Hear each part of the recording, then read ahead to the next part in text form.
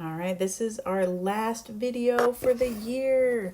Hopefully you're all caught up, or at least getting caught up, but this is the last thing we're going to talk about: spheres. So a sphere is a three-dimensional solid with every point on its surface equidistant from the center. So equidistant, just remember, means equal distance. So we drew the radius in here. So every point on the surface is exactly the length of the radius away from the center. I do want to point out, because of trying to draw this to look 3D, sometimes the radius will look longer in certain spots. So that is obviously a radius going to this point right here. But say I wanted a radius coming to this point, that would also be the same length. I know it looks a lot shorter, but that's just trying to look 3D. If we go straight up, that is a radius, not quite straight up. But any of these, here's another one that looks really short, that is also a radius.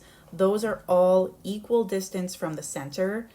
They just look longer and shorter because we're trying to draw a three-dimensional shape here on paper in a two-dimensional space. So draw the net of this solid.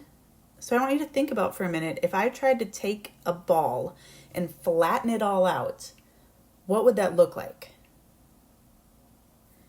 And that's not an easy question to answer. So a really good one to look at is actually a soccer ball. So I don't know if you guys knew this or had thought about this before, but soccer balls are made out of pentagons and hexagons, all kind of sewn together there, and you can even see the stitching in this picture. So if I took that and flattened it out, it would look something like this. So as we look at this, does this look anything like a sphere? Probably not. I don't think so. But this is kind of one example, one possible net for a sphere. If we think of another really common sphere we know, the Earth, the globe, people for thousands of years have been trying to draw the Earth in two-dimensional on flat paper. So, for example, here is a different possible way of drawing a three-dimensional sphere in 2 dimensions.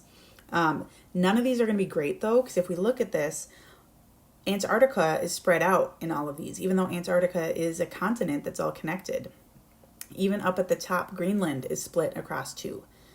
Here are some other examples, and none of these are great. I mean, these are all things that kind of work, but there really is no net for a sphere.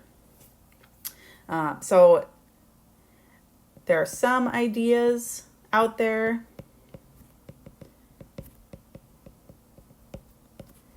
But no true net of a sphere exists. All right, so we can measure the surface area and volume though, and so we will talk about that. So up first is surface area. All right, so the surface area, it's actually a pretty nice formula. It's been discovered that it is just 4 times the area of this circle in the middle. So if I take the area of the circle, pi r squared, and multiply it by 4, I am going to get the surface area, the amount of, area it takes to cover the entire sphere. So find the surface area of this sphere. The surface area formula is 4 pi r squared. So I need to know the radius. Right now in this picture, this is the diameter. So I want this part, the radius, which is 9. So 4 times pi times 9 squared. Surface area equals 4 times pi times 9 squared.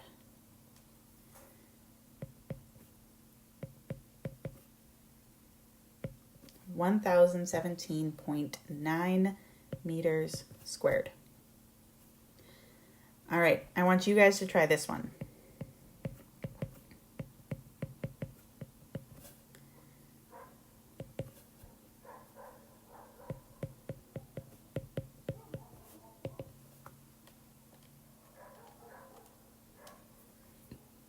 should get 615.75. I'll round that to 8. All right, that is it for surface area. Because there is kind of only one big surface, not a bunch of different shapes we need to add up, the formula is a lot easier. All right, last bit, volume. Find the volume of the sphere.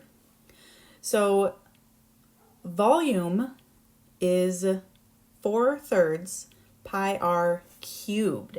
So let's be careful with that cubed there.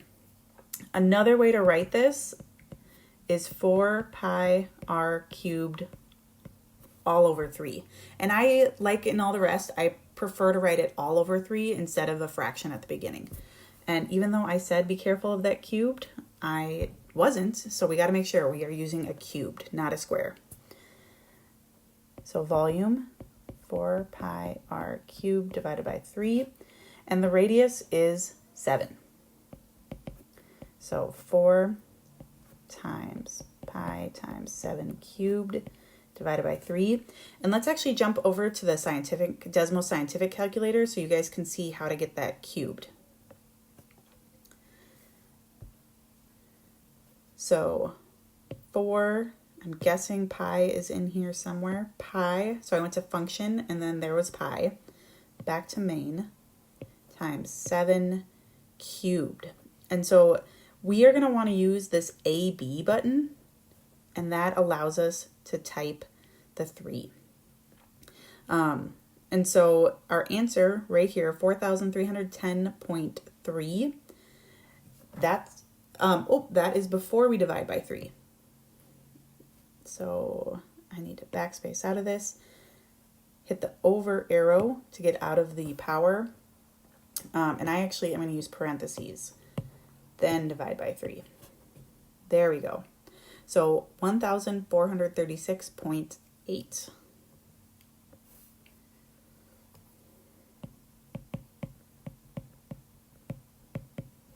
Centimeters cubed. All right, we got last one here. A baseball is roughly 3 inches in diameter, not radius. What is the volume of the baseball? So volume, we know, is this formula. If the diameter is 3, how much is the radius? You just divide 3 in half, 3 divided by 2, and we get 1.5. So I'm going to use that decimal, 1.5. So the volume is going to be 4 times pi times 1.5 cubed divided by 3.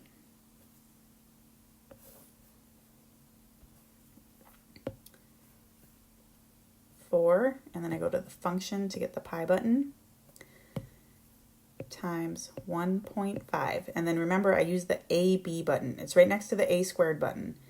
I use that. I type a 3. I'm going to admit, I keep forgetting these parentheses.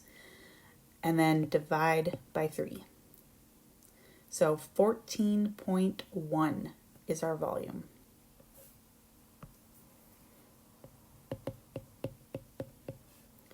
Inches cubed. And I am going to do that last one on there just to make sure we've got that cubed button down. So we saw this one earlier. We know the radius is 9. So volume is going to be 4 times pi times 9 cubed divided by 3.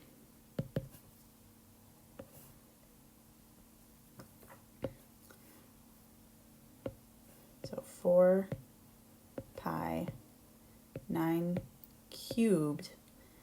I am going to put that times in there. I'm going to put the parentheses in there. Divided by 3. 3,053.6.